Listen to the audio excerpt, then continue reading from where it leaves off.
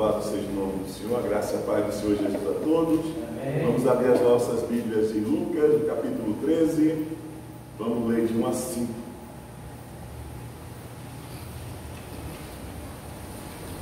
Assim nos diz a palavra do Senhor nosso Deus. E naquele mesmo tempo estavam presentes ali alguns que lhe falavam dos galileus cujo sangue Pilatos misturara com os seus sacrifícios. E respondendo Jesus, disse-lhes: cuidais vós que esses galileus foram mais pecadores do que todos os galileus por terem padecido tais coisas? Não, vos digo, antes se vos não arrependerdes, todos de igual modo perecereis. E aqueles 18 sobre os quais caiu a torre de Siloé os matou, cuidais que foram mais culpados do que todos quantos homens habitam em Jerusalém? Não vos digo, antes, se vós não arrependerdes, todos de igual modo perecereis. Então Jesus estava nos levando a compreender que o pecado vai além do fato, vai além do fato dos nossos próprios erros pessoais. Ok? O pecado, ele está se referindo aqui ao pecado original, ele entrou em nossas vidas por causa do pecado de Adão. Adão e Eva pecaram, por isso todos nós fomos separados de Deus. O pecado é o único elemento que nos separa de Deus. Como nós vemos, Deus criou o homem à sua imagem e semelhança, do homem criou a mulher, e ele, depois dos 6 dias, no 6º dia que ele fez todas as coisas, ele, vamos lá, Gênesis capítulo 3,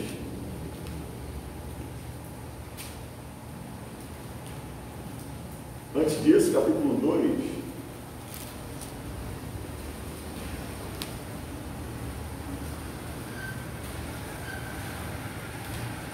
Deus colocou um homem no jardim, no jardim do Éden. Versículo 4 diz assim: estas são as origens dos céus e da terra, quando foram criados, no dia em que o Senhor Deus fez a terra e os céus. Toda a planta do campo ainda não estava na terra, e toda a erva do campo ainda não brotava, porque ainda o Senhor Deus não tinha feito chover sobre a terra, e não havia homem para lavrar a terra. Um vapor, porém, subia da terra e regava toda a face da terra, e formou o Senhor Deus o homem do pó da terra, e soprou em seus narizes o fôlego da vida, e o homem foi feito alma vivente. E plantou o Senhor Deus o jardim no Éden, na banda do Oriente, pôs ali o homem que tinha formado. E o Senhor Deus fez brotar da terra toda árvore agradável à vista e boa para a comida, e a árvore da vida no meio do jardim, e a árvore da ciência do bem e do mal. E saiu o rio do Éden para regar o jardim, e dali se dividia e se tornava em 4 braços. Ele fala dos 4 rios aí. Aí mais adiante, no versículo 15: e tomou o Senhor Deus o homem e pôs no jardim do Éden para lavrar e o guardar. E ordenou o Senhor Deus ao homem, dizendo: de toda a árvore do jardim comerás livremente, mas da árvore da ciência do bem e do mal, dela não comerás, porque no dia em que dela comeres, certamente morrerás. Aí está a questão. Deus colocou aquela árvore ali para testar o homem, para saber se o homem ia obedecê-lo. Porque de fato, quem sabe o que é melhor para nós senão Deus? Então, quando Ele nos manda, quando Ele nos dá o mandamento, é melhor segui-lo, porque é o melhor para as nossas vidas. Assim nós devemos entender de uma forma definitiva. Deus, Ele só quer o nosso bem. Então, se Ele nos manda fazer algo, é porque aquilo, se nós desobedecermos, nós vamos incorrer em prejuízo para nós mesmos. Então Deus falou isso a Adão e a Eva. Na primeira Adão, certamente Adão mencionou a Eva, os dois sabiam, E nós sabemos que no capítulo 3 de Gênesis, eles comeram do fruto. Primeiro Eva, seduzida, né, pela serpente. Ok? De fato, Eva nos diz que a árvore, ninguém sabe que árvore é essa. Certamente essa árvore não tinha muita importância quem ela era, mas Eva, ao olhá-la, ficou maravilhada. Porque era uma árvore frondosa, uma árvore bonita, e o fruto deveria ser muito bonito, né? E ela, seduzida pela serpente, ok? Claro que o desejo estava no coração dela. De alguma forma, Satanás percebeu que Eva desejava comer aquele fruto, né? A natureza humana, o arbítrio do homem, né? Ela desejou comer aquele fruto. Ela só precisou de um empurrãozinho, né? Na realidade, ela já tinha pecado no seu coração. Gente, quando o pecado se mostra, ele já ocorreu antes. Quando o pecado se torna visível, ele já ocorreu no nosso coração, no nosso ser mais íntimo, ele já ocorreu lá. Porque nós desejamos, lembremos que nosso Deus é o único que sonda mentes e coração, ele olha a intenção dos nossos corações. Então Deus encontra nos nossos corações o pecado. Ok? Se nós não nos arrependemos disso, nós incorremos em pecar contra Ele. Nós incorremos em impiedade. Ok? Então, todo o sofrimento que paira sobre nós é consequência do pecado daquele que nos representava naquele momento, que era o primeiro Adão. Ok? E porque ele pecou, nós que somos ascendentes deles, nós somos descendentes dele, nós também pecamos. É isso que Jesus está se referindo aqui, né? Não devemos nunca julgar o pecado do outro maior do que o nosso. Nós temos responsabilidade sobre os nossos próprios pecados. Cada um tem responsabilidade sobre os seus próprios pecados, né? Mas os judeus do primeiro século da era cristã, nós vemos isso, por exemplo, nos amigos de Jó, né? Os amigos de Jó, eles viam o sofrimento de Jó como causa do seu grande pecado, vamos dizer assim, né? E não era bem assim, nós conhecemos a história. Jó era pecador? Era. Como todos nós somos pecadores. Nós já nascemos em pecado, nós somos concebidos em pecado, né? É por isso que a igreja, o catolicismo romano, batiza a criança, né? Para que a criança fique isenta do pecado original. Mas nós sabemos que não é assim que se isenta, que nós nos isentamos das consequências do pecado original. Ok? Não é assim que nós recebemos o perdão de Deus. Existem denominações evangélicas que elas batizam crianças. Mas depois a criança, quando ela tem consciência, né, de tudo aquilo que a Bíblia descreve, de toda a gênese do pecado, na origem do pecado, como é, e elas se deparam com o nosso Salvador, nosso Redentor, que é Jesus Cristo, e elas entendem isso, elas se arrependem dos seus pecados, né? Elas são batizadas, confirmando a fé que elas passam a ter em Cristo Jesus, nosso Senhor, para a salvação e para a vida eterna, ok? Então aqui Jesus está descrevendo as consequências do pecado original. Nós sofremos, nós morremos, né? Por conta, nós estamos separados de Deus, né? Que é a morte espiritual. A Bíblia nos tem aqueles que ainda não aceitaram Jesus como Senhor e Salvador da sua vida, como mortos, né? Vamos para Efésios, carta aos Efésios, carta do apóstolo Paulo aos Efésios, no capítulo 2, capítulo 2, a partir do versículo 1, Efésios, carta do apóstolo Paulo aos Efésios, capítulo 2, a partir do versículo 1, diz assim: e vos vivificou, estando vós mortos em ofensas e pecados. Então nós estávamos mortos, porque nós estávamos separados de Deus. O que foi que Deus fez quando Adão e Eva pecaram um tempo depois? Ele os mandou para longe de si. Deus os mandou para longe de si. Ok? Eles não tiveram mais a intimidade, o relacionamento íntimo que antes tinham com Deus. Eles foram separados de Deus como decorrência do pecado. Essa é a morte espiritual. É por isso que a Bíblia trata o homem natural como morto. Morto em suas ofensas, morto em seus delitos, diante da santidade de Deus. Isso aponta para o Salvador, para alguém que possa nos salvar da ira de Deus que virá, porque a Bíblia é clara: consequência do pecado é a morte. Primeiro a morte física, depois a condenação eterna, que João, em Apocalipse, trata como a segunda morte. Em que no outro tempo andaste segundo o curso deste mundo, segundo o príncipe das potestades do ar, é o domínio de Satanás, do espírito que agora opera nos filhos da desobediência, entre os quais todos nós também antes andávamos nos desejos da nossa carne. O desejo da nossa carne é buscar satisfazer a si mesma. Ela não tem escrúpulo. O homem debaixo do pecado, ele é inescrupuloso. Ele faz tudo para agradar a si mesmo. Ele desobedece a Deus no intuito de querer satisfazer-se,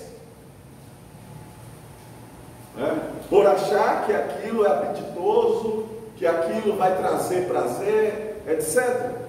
E com isso desobedece a Deus. Aí onde está a grande questão. O homem, depois que pecou, a natureza do homem tende a fazer o que desagrada a Deus. Essa vontade do homem de fazer o que desagrada a Deus, os filhos da desobediência, é para satisfazer a vontade da sua carne. E lembremos que Jesus falou que a carne para nada serve. Do que criou? Do que nós somos feitos? O primeiro homem foi feito do quê? Do pó da terra. Será que Deus não tinha coisa melhor para nos fazer?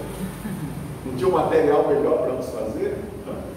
Certamente ele tinha à disposição dele um material excelente, né? Mas o que é que ele quer dizer com isso? O importante não é a criatura. O importante é o Criador.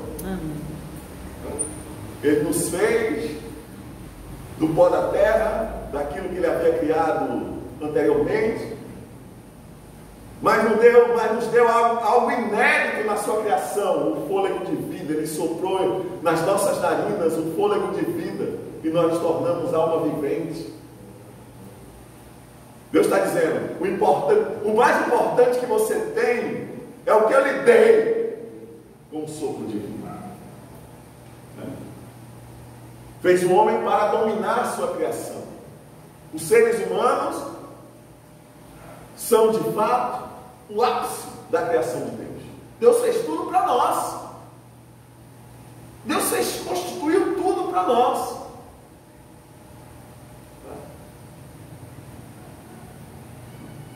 Deus deu a Adão e a Eva a possibilidade deles dizerem: não, nós não queremos. O Senhor está nos dando, mas nós podemos escolher. Eles podiam, Adão e Eva podiam escolher de forma livre. Eles tinham livre-arbítrio, Eles tinham a capacidade de rejeitar ou não os mandatos de Deus. Deus os fez assim. Mas nós não. Nós estamos infectados pelo pecado nessa carne.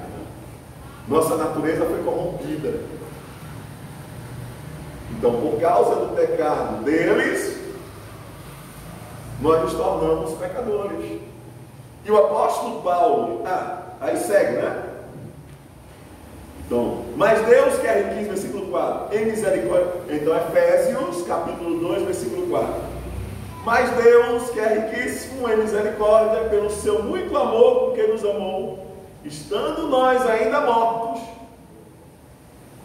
separados dele, é isso que significa a morte nesse sentido aqui, né? Porque ele disse a Adão e Eva: se vocês comerem desse fruto, certamente vocês morrerão. Mas eles não viram a morte de imediato, né? Mas que morte era aquela que Deus estava se referindo? A separação dele. Nós fomos separados de Deus por causa do pecado de Adão e Eva. Nós estamos mortos em nossos delitos, né? Até a vinda de Jesus, todos estavam condenados. É Jesus que veio nos trazer a salvação. Agora, isso não quer dizer que aqueles que eram crentes em Deus, antes da vinda do Senhor Jesus, eles estão condenados não, ok? Tá certo? Mas eles viam Jesus, mesmo antes de Jesus nascer. Davi viu, Abraão viu, Isaac, Jacó viram, Jeremias viu. Eles viram pelos olhos da fé. Tá certo? Então essa fé que agia no coração deles se concretizou em Cristo. Eles estão salvos assim como nós. Assim como nós. Amém? Soberania de Deus é maravilhoso, tá? Estão salvos como nós. Okay? Deus é bom. Estando nós ainda mortos em nossas ofensas, nos vivificou juntamente com Cristo, pela graça sois salvos, nos ressuscitou juntamente com Ele, nos fez assentar nos lugares celestiais em Cristo Jesus. Que graça, que misericórdia, que amor, que bondade pelo nosso Deus, né? Verdadeiramente Deus nos ama, porque nós não merecemos nada disso. Deus nos ama, oh glória. Vamos apropriar dessa graça, hã? Nós não merecíamos, mas Ele fez por nós, ó glória. Nos deu gratuitamente no amado, né? Louvado e engrandecido seja o nome do Senhor. Na carta aos Romanos, o que é que o apóstolo Paulo nos diz?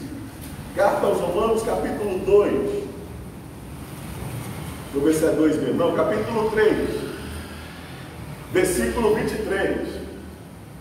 A gente ouve nas pessoas dizendo: ah, fulano de tal, aquele é ruim, aquele vai para o inferno. Mas eu não faço mal a ninguém. Eu não faço mal a ninguém. Eu sou até caridoso, dou a quem está precisando. Eu visito os doentes, aquela coisa toda. Aí Paulo diz: porque todos pecaram e destituídos estão da glória de Deus. Todos pecaram, gente. Romanos 3, 23. Todos pecaram, destituídos estão da glória de Deus. Está vendo? Fomos separados da presença de Deus. Nós estávamos mortos nos nossos delitos, nas nossas ofensas diante da santidade de Deus. Mas Cristo nos reconciliou com Deus. O ministério da reconciliação veio através de Cristo. E nós o estamos continuando, cada um de nós que prega o Evangelho, que fala do amor de Deus, que vive, pratica a palavra de Deus. Cada vez que nós fazemos isso, nós estamos demonstrando às outras pessoas, né, o que Jesus fez por nós e que nós queremos compartilhar com todos. Amém? Vamos voltar para Lucas 13. Então vamos entender com Jesus que nós não devemos, nem por um momento, sermos arrogantes espirituais. Qual o problema aqui desses? Arrogância espiritual. Eu sou mais santo. Não é por nada não, mas eu estou, nada me acontece porque eu sou santo demais. E não é por isso. Okay? E também, por outro lado, nós temos a autossuficiência do ser humano. Eu não preciso de Deus.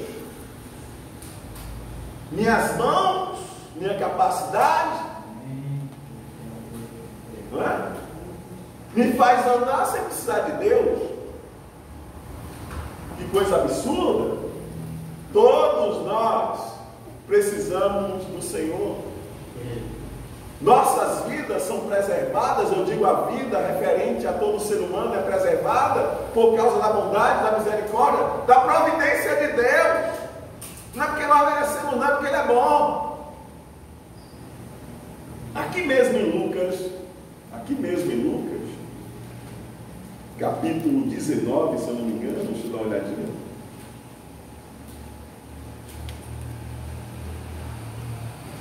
Acho que é antes disso. Deixa eu dar uma olhadinha. No capítulo 18 de Lucas, na parábola do fariseu e do publicano, o que é que nós vamos a ler? Arrogância espiritual. Era um costume dos judeus do século I. Eles tinham essa ideia de que alguém estava sofrendo porque aquela pessoa está sofrendo porque ela pecou. E não é bem assim. Daqui a pouco eu dou um outro exemplo. Então a parábola do fariseu e do publicano, Lucas 18, a partir do versículo 9, diz assim: e disse também esta parábola a uns que confiavam em si mesmos, crendo que eram justos e desprezavam os outros. Está vendo aí? Nós devemos tomar o cuidado de não incorrer nisso. 2 homens subiram ao templo a orar, um fariseu e outro publicano. O fariseu, estando em pé, orava consigo desta maneira: ó Deus, graças te dou, porque não sou como os demais homens, roubadores, injustos e adúlteros, nem ainda como este publicano, jejum 2 vezes na semana, por obras também. Jejum 2 vezes na semana e dou os dízimos de tudo quanto possuo. O publicano, porém, estando em pé de longe, nem ainda queria levantar os olhos aos céus, mas batia no peito, dizendo: ó Deus, tem misericórdia de mim, que sou um pecador. Digo-vos que esse desceu justificado para a sua casa, o publicano, e não aquele, porque qualquer que a si mesmo se exalta será humilhado, e qualquer que a si mesmo se humilha será exaltado. Está vendo? Arrogância espiritual. Acha que é por obras. Fez o que a lei determina, mesmo que em seu coração ainda se encontra peçonha, mesmo, aparentemente satisfez as exigências da lei, mas no seu interior guardava peçonha. A natureza pecaminosa gritava no seu interior. É porque nós não conseguimos ouvir, mas Deus ouve. Deus ouve. Vamos agora para João 9. João 9. Versículo 1 de João, Evangelho do Senhor Jesus, segundo João, capítulo 9. Irmão Estevão, sempre senta um pouco, irmão. Irmão Estevão, senta um pouco, senão você vai cansar. Pode pegar a cadeira e botar aí perto da porta. João 9.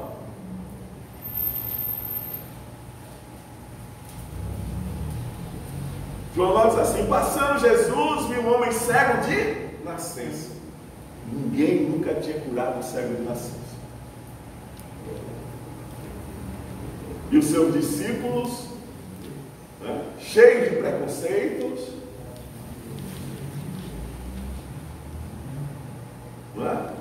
cheios de arrogância espiritual, Jesus ainda estava tratando-os. Como eles aprenderam, eles estavam reproduzindo o que eles aprendiam com quem? E os seus discípulos perguntaram, dizendo: Rabi, quem pecou? Este ou seus pais, para que nascesse cego? Toda enfermidade, toda doença é originada do pecado original. Todo o sofrimento da humanidade é por causa do pecado original. Agora, no decorrer da nossa história pessoal, nós também pecamos por nós mesmos. Mas nós só pecamos por causa do pecado original. nós fomos afastados da presença de Deus e ficamos sujeitos à ação maligna e demoníaca. Não somente maligna, mas também demoníaca. Ok? O que é que Jesus responde? Jesus respondeu: nem ele pecou, nem seus pais, mas foi assim para que se manifestassem nele as obras de Deus. Não é? Para que Deus demonstrasse quem cura é Ele, que a salvação quem traz é Ele, que o perdão dos pecados quem traz é Ele. Não é mérito de homem nenhum, não é mérito de homem nenhum. Nenhum ser humano é autossuficiente. Nós dependemos de Deus, nós dependemos uns dos outros. A tendência do ser humano é viver em sociedade, é viver um junto dos outros. É a tendência, né? Para nos apoiarmos uns aos outros. É claro que muitas vezes nessa sociedade nós encontramos violência, né? Encontramos perversidade, maldade, mas não é por conta de Deus, que nos criou a sua imagem e semelhança e quer que nós convivamos uns com os outros. É por causa do pecado original. É por causa de Adão e Eva, do primeiro Adão, que falhou. Mas o segundo Adão, que é Jesus, esse não falha. Esse é perfeito, maravilhoso. Conselheiro, príncipe da paz. Ele nos trouxe a verdadeira paz. E qual é a verdadeira paz? Sentirmos o perdão dos nossos pecados. Bem-aventurado é o ser humano a quem Deus não imputa a culpa. Bem-aventurado o ser humano a quem Deus perdoa. Aí voltando lá para Lucas 13. Gente, esses galileus que estão se referindo aqui eram um grupo de galileus que eram revoltosos contra o poder de Roma. Ok? Eles fizeram a revolta e Pilatos, cuja maldade era conhecida, Flávio José, que era um historiador judeu, o nome dele não é romano, mas ele era judeu, é um historiador judeu. Em seus livros, em seu livro Antiguidade, ele fala sobre esse episódio, porque ele era contemporâneo dos discípulos de Jesus. Ele era contemporâneo de Jesus, o Flávio José. E ele menciona que esses galileus foram mortos por Pilatos de forma violenta. Porque no entendimento, Pilatos achava que deveria dar o exemplo. Que ninguém deveria, ali na Palestina, se insurgir contra Roma. E quem governava aquela região era Pilatos. Então ele agiu com força. E aconteceu uma coisa terrível. Aqueles homens estavam sacrificando no templo. E o sangue deles foi misturado com o sangue dos sacrifícios. Né? Isso causou ainda mais espanto. Né? Mas Jesus, sempre muito sábio, ele usou aquele espanto. Ele usou aquele momento terrível, aquela visão terrível que aquelas pessoas que estavam comentando sobre o episódio com Jesus, né? Jesus usou o espanto deles para trazer algo que é imprescindível para todo ser humano, que nós devemos arrepender dos nossos próprios pecados, não olhar se o pecado de um ou de outro é maior do que o nosso. Devemos nos preocupar com os nossos e devemos tentar alertar as outras pessoas para que elas não continuem pecando, porque se elas continuarem pecando, coisa pior acontecerá com elas. Jesus não falou coisa pior, né? Jesus diz, olha, usando o espanto deles, que eles estavam espantados, eles estavam aterrorizados com aquela situação. Jesus usou isso para dizer, olha, está vendo o que vocês estão vendo? Está vendo o que eles passaram? Se vocês não se arrependerem, isso vai acontecer da mesma forma que vocês. É claro que nós sabemos que será pior, né? A condenação eterna é muito pior. Ok? Mas Jesus ele sabe dosar a palavra para chegar no objetivo que ele quer, ok? Ele sabe lidar com a situação de forma magistral, ok? Então, esse episódio desses galileus cujo sangue foi misturado com o sacrifício é um fato histórico, porque Joséfo, ele mencionou esse fato, tá certo? E esse fato nos mostra a crueldade do governo romano. Como é que o governo romano agia, né? Com o braço forte, ok? Contra os insurgentes, tá certo? E o outro episódio foi a torre de Siloé, caiu sobre 18 pessoas, não é isso? E aqueles 18 sobre os quais caiu a torre de Siloé, que os matou. Cuidais que foram mais culpados do que todos quanto homens habitam em Jerusalém. Então, outro episódio histórico que aconteceu ali, novamente causou perplexidade. Novamente, Jesus usou a perplexidade daqueles que estavam mencionando o episódio a eles, para trazer o maior alerta que ele poderia trazer para qualquer ser humano na face da terra, e que nós devemos levar esse alerta. Então, por pior que seja a morte de alguém, ou mais branda, ou pior, ok? Coisa pior acontece com aqueles que não se arrependem. Então, o que estava em voga aqui? Jesus apontou a origem de todo mal. Quer dizer, quando o mal começou a operar, porque certamente o mal já existia antes de Adão, né? É tanto que Deus fez distinção entre o bem e o mal, né? Olha, tem uma árvore ali, a árvore do conhecimento do bem e do mal. Vocês não podem comer. Então, ali havia uma distinção entre o bem e o mal. O que é o bem? Se nós pudéssemos personificar o bem, seria o próprio Deus. Tudo que é contrário à sua vontade, ao seu querer, é mal. Então, mal é tudo que se opõe ao bem, é tudo que se opõe ao conselho de Deus. É assim que nós devemos entender o mal. O mal já existia antes de Adão e Eva serem formados. A queda de Satanás já tinha acontecido aqui. E que demonstração maior de maldade no coração de uma criatura de Deus do que ocorreu com Satanás, né? Então o mal é tudo que vai ao encontro do conselho de Deus, porque o bem absoluto está em Deus. Ele é aquele que emana todo o bem. Dele emana-se todo o bem. Nós não podemos nem por um momento acreditar que em Deus há algum indício de mal. Não há. E não há indício de mal. Deus nunca faz mal ao ser humano. Agora, ele age com a sua justiça. A justiça de Deus requer que as ofensas contra a santidade dele sejam tiradas. Ele age com justiça. Ele opera com justiça, porque ele é soberano, ele pode fazer o que ele quiser. Ele não precisa do nosso consentimento. Ele não precisa que nós entendamos a sua justiça. Ele não precisa disso. Afinal de contas, somos criatura dele, né? Fomos criados por ele.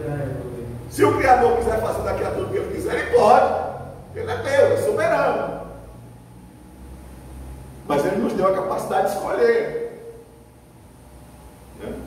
E qual é a escolha melhor que o ser humano hoje pode fazer? De se arrepender-se dos seus pecados, entregar a sua vida a Deus em Cristo Jesus, nosso Senhor. E Jesus está demonstrando que o pecado original tem remédio para ele. Nós, o ser humano, pode ser curado do pecado original, arrependendo-se dos seus pecados. Então Jesus nos leva ao entendimento que é imprescindível que nos arrependamos. Estou falando no sentido geral, de todo ser humano, ok?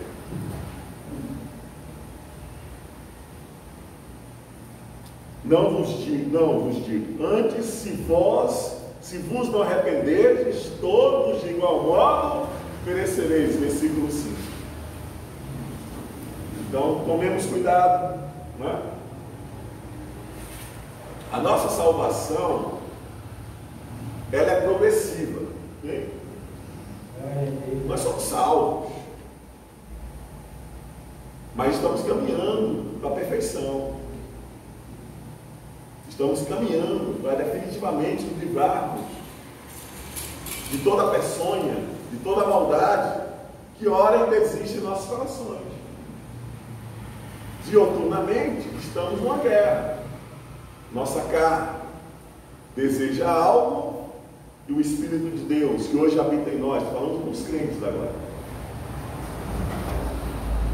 nos faz entender que nós devemos resistir e não devemos ceder aos desejos malignos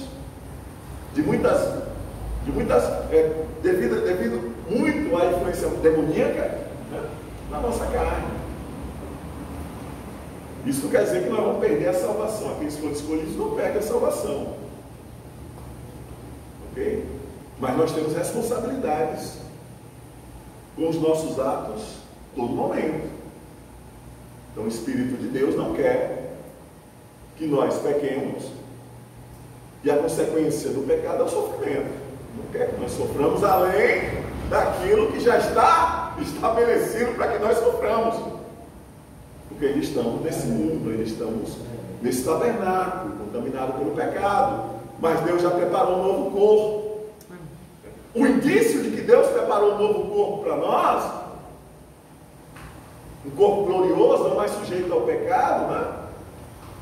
É onde está guardada a nossa esperança de nos livrarmos desse corpo e termos um corpo glorioso, não mais sujeito ao pecado, um corpo que não vai sofrer mais.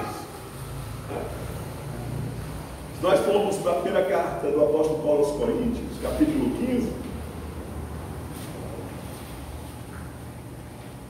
o apóstolo Paulo fala sobre a ressurreição. Os coríntios tinham um questionamento: como será o corpo que nós vamos receber depois que nós formos ressuscitados? Né?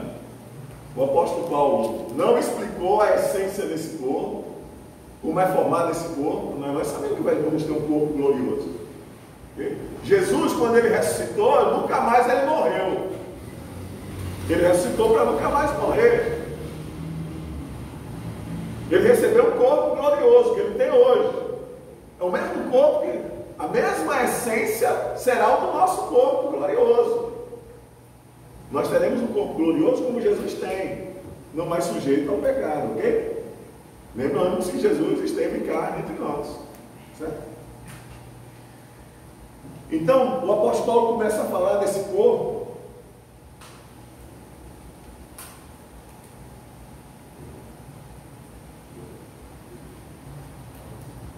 Aí mais adiante, versículo 45.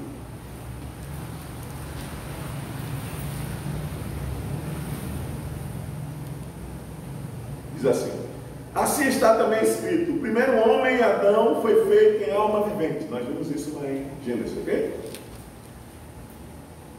O último Adão, Jesus, em espírito vivificante. Então, primeira carta aos Coríntios, capítulo 15, versículos 45, 46, 47,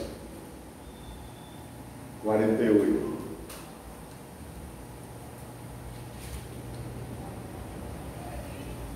Então, olha o que Deus preparou para nós.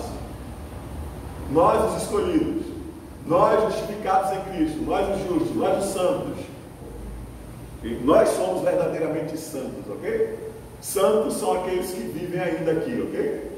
Porque no mundo que virá, no céu que nós iremos herdar, novos céus, nova terra, a vida eterna que nós iremos herdar, não tem mais distinção. Todos que estão ali reunidos são santos. E não precisaremos chamar uns aos outros de santos. Nós já seremos santos, todos nós, amém? Aqui nesse mundo nós temos uma distinção entre santos e ímpios, ok? Justos e injustos. Só nesse mundo, tá certo? Então diz assim: o último Adão, última parte do versículo 45, é espírito vivificante.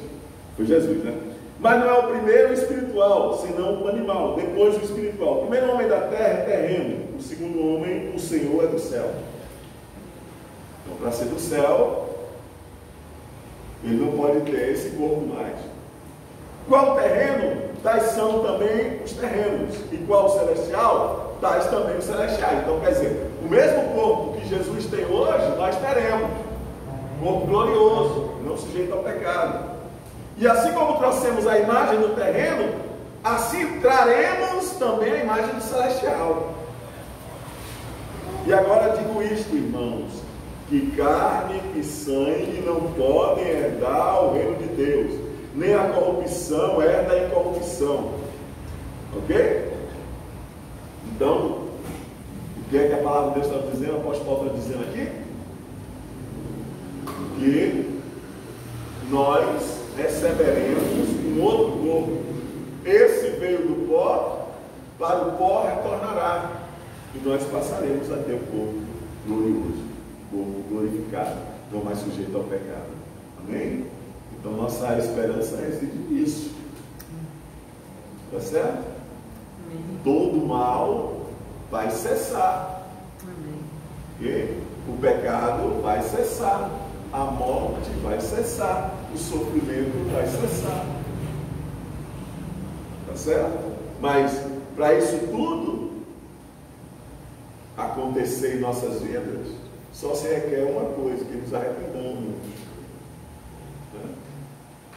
Nos arrependamos, por consequência, nós aceitaremos o Senhor Jesus como Senhor e Salvador das nossas vidas e passamos a nos esforçar para não pecarmos. Pai Santo, Pai querido, te agradecemos, Senhor, pela revelação, pela iluminação da Tua Palavra, pela revelação, Senhor, da Tua Palavra através do Teu Santo e Doce Espírito, Deus, que veio iluminar a nossa mente e o nosso coração, Pai.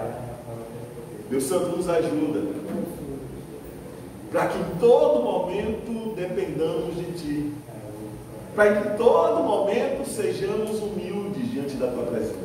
Não achemos nem por um momento que qualquer obra que nós fazemos, que nossa capacidade, seja ela qual for, pode nos justificar diante de Ti, pode nos livrar da Tua ira que vem sobre toda a humanidade. Que nós nos mantenhamos humildes, que nós façamos tudo o que o Senhor ordena como servos que obedecem ao seu Senhor irrestritamente, sem lançar opinião nenhuma, porque nós sabemos, Deus Santo, Pai querido, que aquilo que o Senhor nos manda, diferentemente dos senhores humanos, aquilo que o Senhor nos manda fazer é o melhor para as nossas vidas, porque Tu nos amas, Tu queres o nosso bem, Tu tens cuidado de nós e continuará a cuidar até a volta do nosso Senhor e Salvador Jesus Cristo, até o nosso encontro com Ele nas nuvens, até a nossa herança eterna, Pai Santo, onde receberemos o corpo, onde não haverá nenhum resquício mais desse corpo que foi contaminado pelo pecado quando Adão pecou. Mas o Senhor nos enviou o Teu Filho amado, o Redentor, o Salvador, nosso Senhor e Salvador Jesus Cristo, que nos trouxe a paz, que nos trouxe perdão para os nossos pecados, que nos reconciliou contigo. Hoje nós temos intimidade contigo. Hoje nós voltamos a ser visitados por Ti, não somente na viração do dia, mas a todo momento Tu nos visitas, porque nós passamos a ser o templo do Teu Santo e Doce Espírito. Continuamente nós temos o Senhor em nós. A nossa mente e o nosso coração estão continuamente iluminados, Senhor, pela Tua presença, pela Tua palavra, a qual o Senhor está nos ensinando a todo momento, para que sejamos conforme o Teu querer. Te agradecemos, Senhor. Em nome de Jesus. Pai Santo, Pai querido, obrigado por tudo que Tu fizeste por nós nessa noite. Obrigado, Senhor, pela presença dos Teus filhos nesta noite, neste lugar, nessa igreja local.